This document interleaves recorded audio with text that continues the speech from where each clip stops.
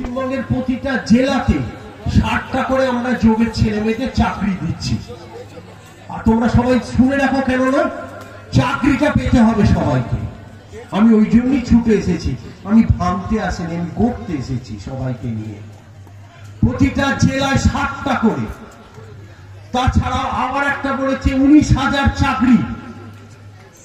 গোটা পশ্চিমবঙ্গের কেউ যোগের ছেলে মেয়ে আর বেকার থাকবে না। কিন্তু খালি একটা হাত জোর করে বলবো, সরকারের একটা নিয়ম আছে, 1 ইয়ার যোগ ন্যাচুরোপ্যাথি মেডিকেল কোর্সটাকে করে নিন। 4 জায়গায় ওটা হচ্ছে, ভারত পশ্চিমবঙ্গে প্রায় 28টা 29টা জায়গায় এই কোর্সটা হচ্ছে। আমি আমাকে বলেছিলাম সোনা তুই পারলে একটা চালু করিস, কিন্তু প্রথম অবস্থায় করলে সুবিধা আছে।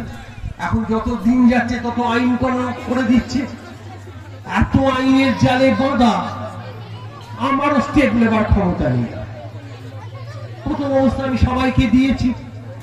আমি যখন এখানে ঢুকছি, আমার একটি বোন, খেয়াল করতে পারছি না বোধহয়, তিনি আমাকে বললেন যে আমি 1 ইয়ার কোর্সটা করেছি, তুমি কি চাকরি পেয়েছো?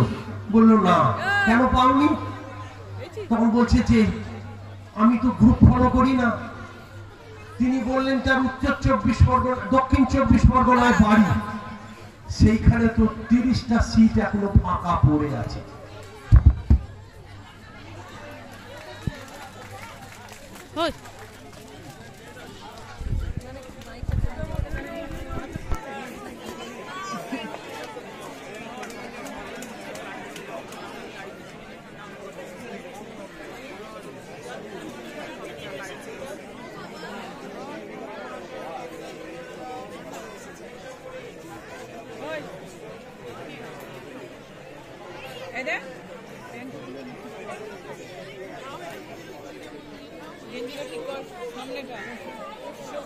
ঠিক করে দোল, ঠিক করে নামিয়ে নে গেঞ্জিটা। কত একবার ঘোড়া দেখি।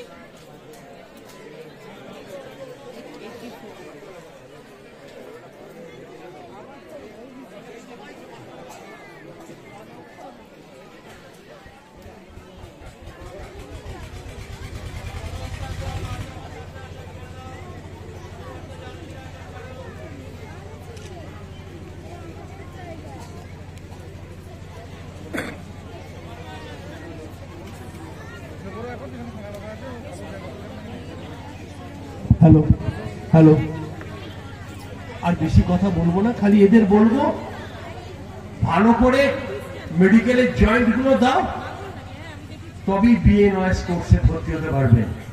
আমারও ক্ষমতা নেই, যদিও যোগটা মেডিকেল কলেজটা হয়তো আমি বকলমে দায়িত্ব, কিন্তু আমার নিজের ছেলে মেয়েকে ওখানে ঢোকাতে পারবো না।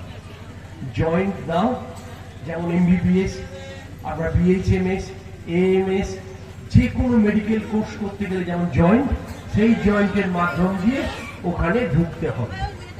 সবাই একবার করে এই মেডিকেল কলেজটা ঘুরে আসবে, দেখবার মতন জিনিস, খুব সুন্দর জিনিস।